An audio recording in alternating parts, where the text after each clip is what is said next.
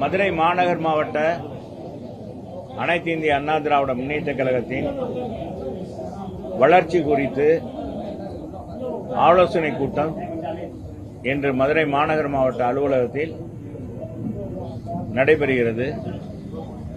இந்த கூட்டத்தில் அனைத்து இந்திய அண்ணா திராவிட முன்னேற்ற கழகத்துக்கும் சிறப்பாக எங்களுடைய இயக்கத்துடைய இயக்குனர், கழகத்துடைய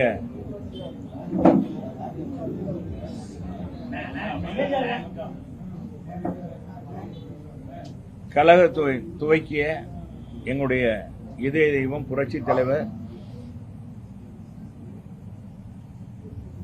இறந்தாலும் மறைந்தாலும் இருந்தாலும் பெயர் சொல்ல வேண்டும், இவர்போல் யார் என்று ஊர் சொல்ல வேண்டும் என்று வாழ்ந்து மறைந்த புரட்சி தலைவருடைய அவருக்கு அரணாக துணையாக இயக்கத்தை அண்ணா திராவிட முன்னேற்ற கழகத்துக்கு அரும்பாடுபட்ட அவர் இருக்கும் பொழுது இயக்கத்திற்காகவும் அவர் இந்த உடல்நலக் குறைவாக இருக்கின்ற பொழுது அமெரிக்க தேசத்திலே புருக்லின் மருத்துவமனையிலே அவர் சேர்த்த பிறகு அந்த காலகட்டத்திலே தேர்தல் வந்தது. அந்த தேர்தல் நேரத்தில் 2 இயக்குநர்கள் தமிழகம் எங்கும் புரட்சி தலைவர் இல்லாத சூழ்நிலையில் புரட்சி தலைவர் அம்மாவுக்கு துணையாக இதயம் புரட்சி தலைவர் அம்மாவுடைய அந்த கழக பிரச்சாரத்துக்கும் அன்றைய தினம் திராவிட முன்னேற்ற கழகமும் காங்கிரஸ் பேர் இயக்கத்துடைய அன்றைக்கு பாரத பிரதமராகவும் கட்சியினுடைய தலைவராக இருந்த அன்னை இந்திரா காந்தி இவர்களை எதிர்த்து தேர்தலை களங்கண்டவர்கள். அந்த நேரத்தில் உதவியாக இருந்தவர் 80 புரட்சி தலைவர் அரணாக இருந்தவர் பாரதிராஜாவும் பாக்கியராஜும். 84 புரட்சி தலைவர் அம்மாவுடைய புரட்சி தலைவர் இங்கே இல்லாத சூழ்நிலையில் உடல்நல குறைவாக இருந்த சூழ்நிலையில் அவர் கலைஞர் அவர்களுடைய பொய் பிரச்சாரத்தை மறைக்கின்ற அளவில் அவர் உயிரோடு இருக்கிறார், இருந்தாலும் அவருக்காக நீங்க வாக்களிக்கும் என்று தமிழ்நாடு முழுவதும் வளம் வந்த இருவரும் டைரக்டர்கள் தான், இயக்குநர்கள் தான் பாரதிராஜா, இயக்குனர் இமயம் பாரதிராஜாவும் புரட்சி தலைவர் கலை உலக வாரிசு நேற்றைய தினம் அகால மரணமடைந்த மாரடைப்பால் மரணமடைந்த மக்களுடைய நாயகன், சிறந்த திரைப்பட இயக்குனர், கதையாசிரியர், இசையமைப்பாளர், பன்முகத்தன்மை கொண்ட பாக்கியராஜ் அவர்களுக்கு மதுரை மாநகர் மாவட்ட கழகத்தின் சார்பாக இந்த 2 கலைஞர்களுக்கும் இரங்கல் தீர்மானத்தை முதலில் எங்கள் கழகத்துடைய அவைத்தலைவர், கழக செய்தி தொடர்பாளர், மேனாள் சட்டமன்ற உறுப்பினர் அண்ணாதுரை அவர்கள் இப்பொழுது வாசிப்பார்கள். வாசித்து முடித்தவுடன் 2 நிமிடம் அமைதியாக எழுந்து நின்று அஞ்சலி செலுத்த வேண்டுகிறோம். திரைப்பட இயக்குனர் இமயம் பாரதிராஜா அவர்களுடைய மறைவுக்கும் புரட்சி தலைவர் அவர்களுடைய மீது அன்பும் பாசமும் நிறைந்த புரட்சி தலைவருடைய கலை உலக வாரிசும் சிறந்த திரைக்கதை வசனம், இசையமைப்பாளர், இயக்குனர், நடிப்பினுடைய திலகமாக விளங்கிய தமிழக மக்களுடைய யோகித்த செல்வாக்குமிக்க நடிகருமான பாக்கியராஜ் அவர்களுடைய மறைவுக்கும் மதுரை மாநகர் மாவட்ட அனைத்து இந்திய அண்ணா திராவிட முன்னேற்ற கழகத்தின் சார்பாக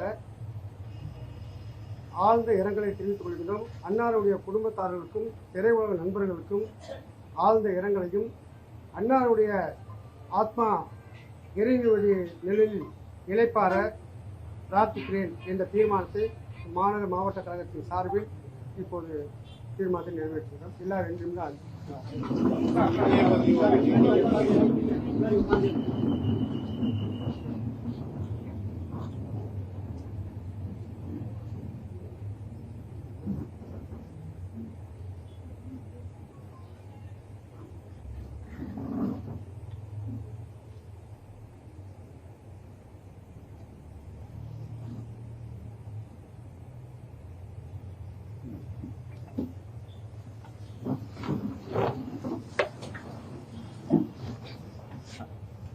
சொல்லுங்க. கட்சி வளர்ச்சி குறித்து இப்ப கூட்டம் நடக்குது. கழகத்திலிருந்து நிர்வாகிகள் சில பேர் சென்றிருக்கிறார்கள் மாற்று கட்சிக்கு. ஏன்னா அதுக்கு பதிலாகவும் எடுக்க வேண்டியிருக்கு. கழகம் எதிர்காலத்தில் என்ன நடவடிக்கை எடுக்கணும், கழக பொதுச் செயலாளருடைய ஆணையை ஏற்று புரட்சி தலைவர் உருவாக்கிய இந்த இயக்கத்தை கட்டி காத்த புரட்சி தலைவர் அம்மாவுடைய வழியில் இந்த இயக்கம் பீடு நடை போட வேண்டும். புரட்சி தலைவர் அம்மா அவர்கள் சொன்னார்கள், எனக்கு பிறகும் இந்த இயக்கம் இன்னும் 100 ஆண்டுகள் கழகத்துக்காக மக்களுக்காக பணியாற்றும், மக்கள் நலனுக்காக இயங்கும் என்று சொன்னார்கள். அவருடைய வார்த்தையை மெய்ப்பிக்கின்ற வகையில் நாம் எப்படியெல்லாம் செயல்பட வேண்டும் என்பதற்காக இன்றைக்கு ஆலோசனை கூட்டம் ஏற்பாடு செய்திருக்கிறோம். தாவேக்காவுடைய தாக்கத்தால அதிமுக இந்த நிலைமைன்னா அவங்களே சொல்றாங்க. இனிமேலும் அதிமுக இருக்காது அப்படின்னு கூட மதுரையோட அமைச்சர் சிடிஆர் விஸ்வநாதன் எல்லாம் சொல்றாங்க. அதை எப்படி பாக்குறீங்க? இந்த மாதிரி சொன்னவங்க எல்லாம் அவங்க தான் காணாம போயிருக்காங்க. அதிமுக இருந்திருக்கு. வரலாறு இது வரலாறு. இயக்கம் இருக்காது. புரட்சி தலைவர் உருவாக்கின புரட்சி தலைவர் மண்ணையும் புண்ணாக்கக்கூடியவர். இன்னைக்கு இவங்க என்ன நடவடிக்கை எடுக்கிறாங்களோ அதெல்லாம் புரட்சி தலைவர் தன்னுடைய அரசியல் அவர் 1977 ஆட்சிக்கு வந்த உடனேயே செய்து காட்டியவர்.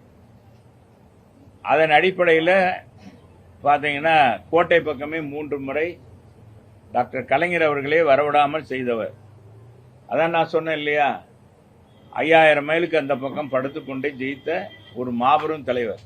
படுத்துக்கொண்டு ஜெயித்த ஒரு தலைவர்கள் யார் என்றால் புரட்சி தலைவர் பார்த்தீங்கன்னா பசுமன் தேவரையா மற்றும் பல தலைவர்கள் இருக்கலாம். ஆனால் ஒரு கட்சியையும் தன்னை நம்பி வந்த கூட்டணி கட்சியையும் ஜெயிக்க வைத்து தான் எப்படி முதலமைச்சராக அவர் போனாரோ அதே முதலமைச்சர் பதவியோடு தேர்தல் முடிந்து மாபெரும் அதை காட்டிலும் மாபெரும் வெற்றி பெற்று திரும்பவும் தமிழகத்துடைய அசைக்க முடியாத முதலமைச்சராக 84 வலம் வந்தவர் புரட்சி தலைவர் எம்ஜிஆர். புரட்சி தலைவரை யாரும் வெல்ல முடியாது. அவருடைய இயக்கத்தை யாராலும் வெல்ல முடியாது. இது கால சூழ்நிலை. ஒவ்வொரு காலகட்டத்திலும் மாற்றங்கள் ஏற்படும். பொதுவாக சொல்லுவாங்க, கடவுளை கண்டவனும் இல்லை, புரட்சி தலைவரை வென்றவனும் இல்லை. இதுதான் புரட்சி தலைவருடைய ரசிகர்களுடைய எண்ணம். நாங்க அந்த காலத்துல சொல்றது.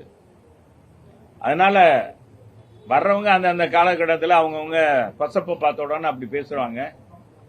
இது எல்லா கால சூழ்நிலையிலும் அதிமுக இது மாதிரி ஆளுகள்லாம் சந்திச்சிருக்கிறோம்.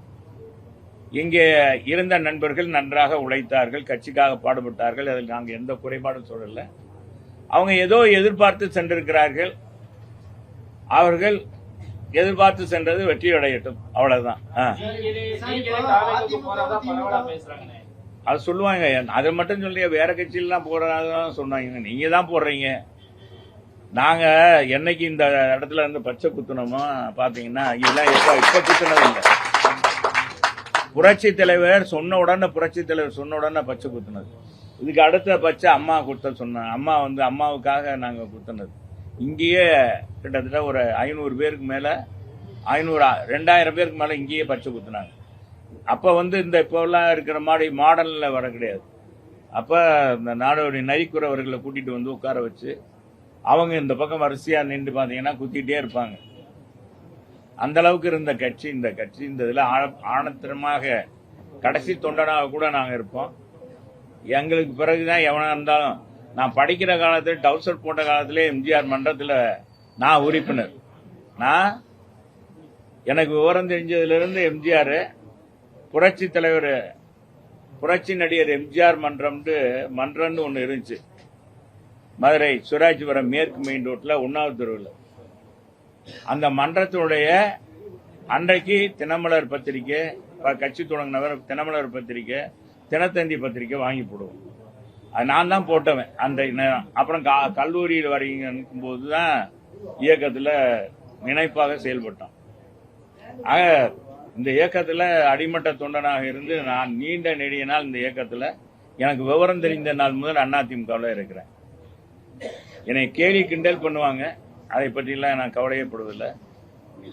ஆனால் நான் அரசியலில் பொது வாழ்க்கையில் அண்ணா பேரறிஞர் பெருந்தை அண்ணா சொன்னது மாதிரி கல்லடி வரும், சொல்லடி வரும், பாராட்டு வரும், மாலையும் வரும், மரியாதையும் வரும், எல்லாம் வரும். அதையும் ஏற்றுக்கொள்ள வேண்டும்.